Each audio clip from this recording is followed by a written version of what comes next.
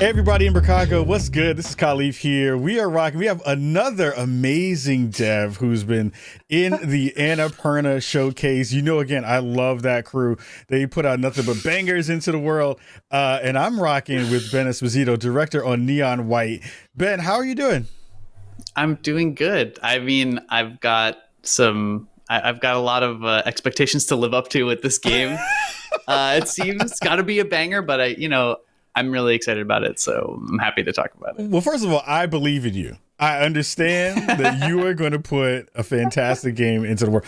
And here's the thing: is like I know when I'm excited about a game is when I see something, and the first thing that comes out of my mouth is, "Holy shit, what is this?" And that was the first thing I thought of when I saw Neon White. I got a chance to see a little bit of a teaser trailer that went out because Annapurna folks love me and they hooked me up. Yeah, but. Nice. I was really excited because I don't think I've ever seen anything that looks like this before. I'd love to hear your thoughts about, what Neon White is, what kind of game are we going to be able to play, and what are you bringing to the table with this game? Yeah, for sure. So the way I describe it, it's Neon White's a single player speedrunning FPS where you can sacrifice your guns for godlike parkour moves. And so you can see in the B-roll here, you've got your guns are playing cards. You can shoot them as like pistol, rocket launcher, etc. But you can also discard that card to get like a kind of hero movement ability that lets you do wacky things. You can stomp like a ground pound. You can zip line to places.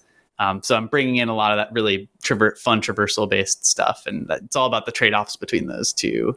I am like super excited at the balance that you're going to kind of put into this game where, again, like this is a departure from a game like Donut Country in a big way to something that is, adding these extra layers to this gameplay that you would kind of think of, mashing up a kind of card collector with a game where you're having a lot of traversal, you're having enemies you have to shoot.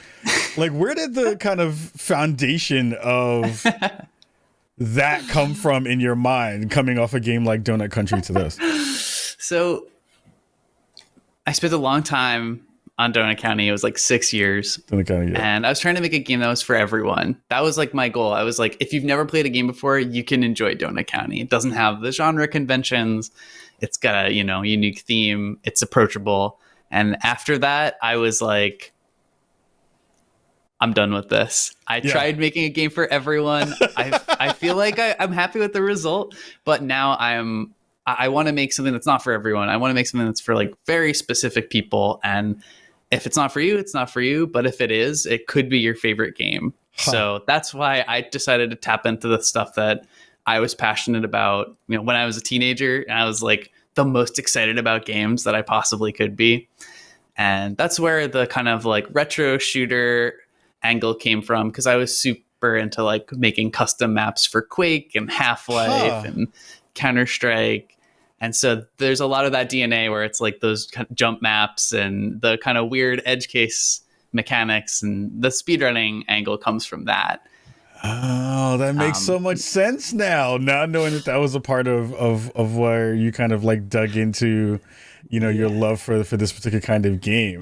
You'd never know based on Donut County. But that's the thing I love about the indie dev scene, right? Where it's just like it is this space where people don't really think about all the like layers of influences that come across a person when they are deciding to make a game, right? Where people are like, oh, well, you made a game like Donut, and I have an expectation for you to kind of just make that over and over and over again, right? And I love that this is a departure on that in such a big and kind of fantastical way. Does it feel really cool to just be like I had this other idea in my head, now I get a chance to get it out? Yeah, I mean, this might be me. This might just be my contrary nature. It's like, if you think you know what I'm going to do next, I just can't possibly do that. I want to surprise everyone. So that's a little bit of it. But then also, yeah, like I said, I have so many different interests in like so many different niche parts of games that are really special to me. And I think since I'm in the very lucky position of being able to make whatever I want right now. Yeah. I'm going to use that to take these really like interesting niche concepts, genres, and bring them to people who might not have like really engaged with them before. Yeah. I'm curious about like, it feels like you're moving at a breakneck pace when you're playing this game. Like, you're moving pretty fast to be able to get through these levels. When you're changing out cards, like, explain to me or kind of share with me and the audience, like, what the kind of ideal flow state looks like when you're playing a game like this. Because I think that's where, like, when I was watching the footage for it, I was like, the person who's playing this right now is like in the zone. They're like doing it. They're like rocking it right now. They're like switching weapons, switching cards. Like, what's the kind of ideal flow state you would think of for a game like this? Being in the zone is totally what we're trying to do. Yeah. And let me take you on a journey. So ooh, yes. Let's go. Originally, this game I was thinking of this more like a deck builder, more like a roguelite, where it was like, okay, card attacks are cards, you build a deck, you collect them, you do random draws and deal with whatever card you pulled. That was not working. That was there's too much thinking, because I wanted to also make it a game about speed and reactions and traversal and movement and make it vertical. And so that just didn't really work when you were trying to do like really heady things while also doing very like intuitive things. So that's when I kind of switched it to be like, oh, this isn't about randomness. This isn't about deck building. The cards are a metaphor for these kind of like limited resources that you have. Your guns can be converted into movement. That's how this game works. And so the levels are super short. They're like anywhere from 10 seconds to a minute. Ooh. And they're super, super short. Ooh, I love that. And so the journey is like you start out and you're just trying to survive and get to the end of the level. And you'll get all the resources you need to finish. Every level, has a set amount of cards, and you can get them at the same places every time. So you're just trying to survive. But then when you revisit the level, you'll start to see it more like a puzzle, where it's like, okay, I have all these resources, and the level was showing me a path that was pretty straightforward. But as I get to understand how I can use my resources, I can start skipping things. I can start breaking the game in various ways. And we're trying to kind of take you on that journey from being like, I'm surviving, to like, I'm a master. I'm in the flow state. I'm getting platinum medals. Ooh, I see that. See, that's going to be dangerous for me because I am one of those people who like, I'm a terrible streamer because I love playing games like this. And a lot of times you're going through the process of failing a lot, right? And you're failing on stream and failing in front of a bunch of people. And they're like, Kai, you suck in video games while you touching them. But what I love about that is like when you wind up getting into that flow state and you're like hitting things and you're just like, you can see everything that's happening and everything kind of slows down for you. What, when you were kind of playtesting and going through it, when was the moment when you were like, you talked about it not hitting at first. What was the moment when you got there and you were like, I got it. This is what this needs to be now. Yeah, that was so. I abandoned this prototype twice. This was the third version, and I was playing with it before Donut County came out, and then I had a version in 2016, version in 2017, and I was like, I'll take one more shot at this and we'll see. Yeah. And that's when I pared it down and I said, okay, it's not random. It's really carefully designed, because the amount of freedom you have with these cards is pretty tremendous. And it's an interesting puzzle. And so once I pared it down to like 1 10-second level and I sent it to a friend and I was like, hey, try this. And he was playing it. And then he said, I started timing myself. I got 6 seconds. Ooh. And then I was like, I can't let you do that. And so I started fighting him for the top spot. And then we were like, oh, this is the game, because we kept finding such interesting ways to break it and get faster and faster times. And so that was the kernel, like right after I finished Donut County. And I was like, oh, this is special. It's weird. And it's not like the most popular genre. But if we can get people into this, I think they'll really, really like it. I think, yeah, because that's, again, like I said, this is going to be dangerous for me. And the thing I love, too, is like, even from, an art style perspective, it's a departure from a lot of the stuff that you worked on already, which again I love. I love the fact you're like, we did that, screw that, I'm not doing it anymore. I'm doing something different. That's dope to me. I love that. Where did you kind of come up with this aesthetic? Because the aesthetic is really, really pretty. I love what you it's light and airy. It's like really in these like big open spaces. Talk to me a little bit about like where you went on the art style too. Yeah, it came from a few different angles. So like one of them is the kind of obvious when you see the characters, it's like it's anime inspired. It's like early mid 2000s, like stuff you'd see on Toonami, like Cowboy Bebop and stuff like that. But the other side of it is that it's this retro shooter, and there's been a big revival of retro shooters that are like kind of like Doom, like lo-fi stuff that are in that same of that ilk. And so I was playing a lot of those and enjoying them a lot. But when I know that I'm going to spend a few years making a video game, I really want it to look beautiful and I want to explore a place that I really want to spend time in. And so I was like, oh, this game doesn't take place in hell like everything else. This takes place in heaven.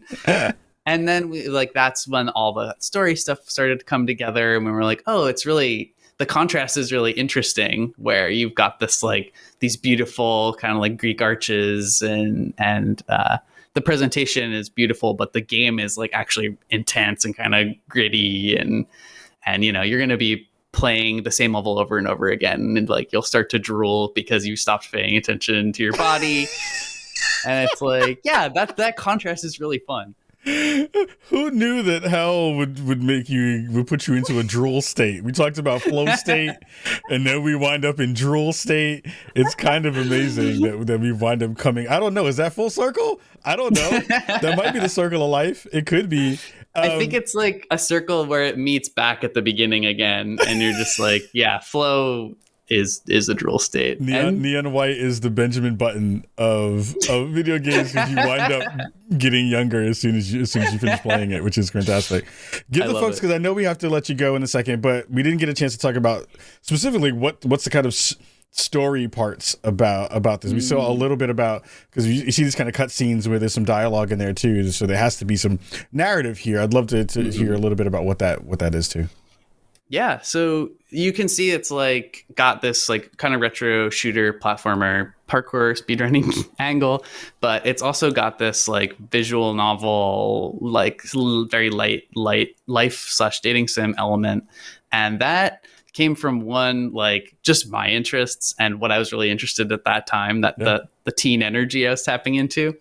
But also, you've probably played some speedrunning type games like this, and you notice pretty fast, like it's really tiring, because you're just so tapped into it. You're just like in the zone. Yeah, you start drooling, and you're just like, oh, I have to walk away. I'm fried.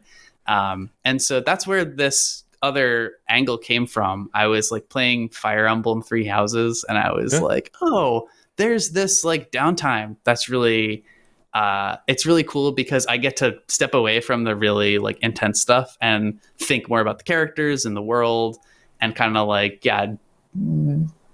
explore the parts of it that I'm interested in. And so that's where that came from. There's like a visual novel story that takes place throughout the game, and then you can kind of take the collectibles you found from the game, hand them to people in the world, and then get to know more about them. And you have that downtime and the humor, and you can get to know the characters, which is really important.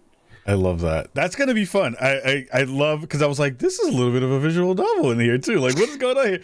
Ben, you're doing some dope stuff. Thanks. I seriously do love the work that you put into the world. I have told many people on many a vacation to have a garbage day.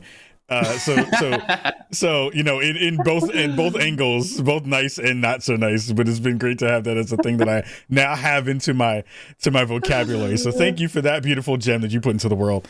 Of course. And I'm excited for this. Again, like I think that this is going to be something that's going to keep me up at night. This might be I like to play things that are kind of stressful before I go to bed. So this may be my go to bed game. So I love that, you know, really the speed running part is going to be a part of my go to bed ritual coming soon once this goes out into the world. I Ben, love it. Thank you so much for being here. I'd love to get you on Spawn and Me proper at some time to come and hang out and talk about more of the work you've been doing and the work you put into the world. So you always have a place here to rock with me here on Spawn and Me. So I'd love that in the future. I appreciate it. It's been a joy talking to you. Thank you so much. Same here. Gosh darn it.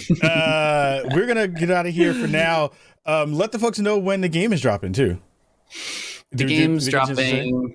There isn't a date yet, but it's this winter on PC, on Steam, and on Nintendo Switch. Ooh, so I'll be streaming this bad boy out on Twitch for sure.